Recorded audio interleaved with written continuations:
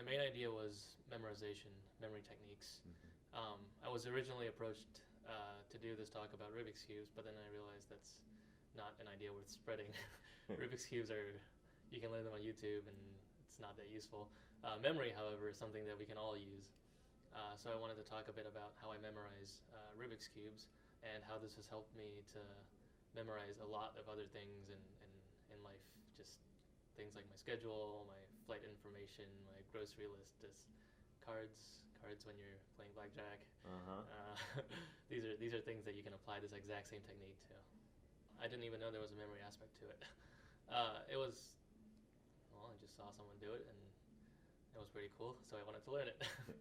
And I learned it, and then I moved on to blindfolded because it was more challenging, and then once I started doing blindfolded, I wanted to do bigger and bigger cubes blindfolded, and I wanted to do more and more cubes blindfolded. So eventually, I that's what I did, and I had to learn memory techniques to. So memorizing one cube is all right, but then memorizing like 20 of these things is is something else. The only people I know who have managed to figure this out on their own are like really smart people. Really smart people. Yeah. I learned this from the internet. Most people I know learned this from the internet.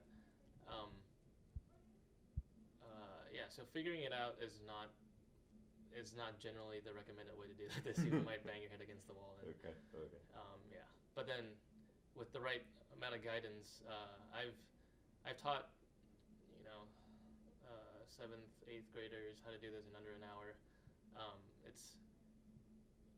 It's not hard if with the right way to learn it. We live in an age where everyone has a smartphone, and you just look it up on your phone. You don't have to remember anything. You don't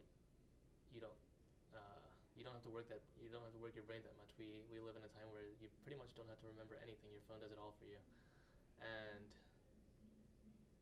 I think there's some sort of merit to being able to just know your 6-letter flight confirmation number off the top of your head,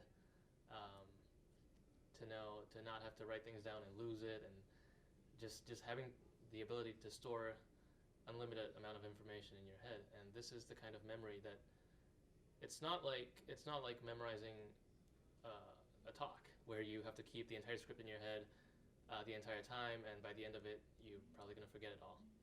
This is the kind of memory that you simply open up this box in your head, you put it in there, and you just don't ever look at it again. But you know where to locate that box, and you can just pull out that box again and look at it, and oh, okay, that's what I remembered. I can put it away again. It's this kind of memory that it doesn't have to be in the back of your mind the entire time, and that's what allows me to memorize, a massive amount of information, because it's not all up there floating at the same time. They're just stored away. I can just pull them out when I need them.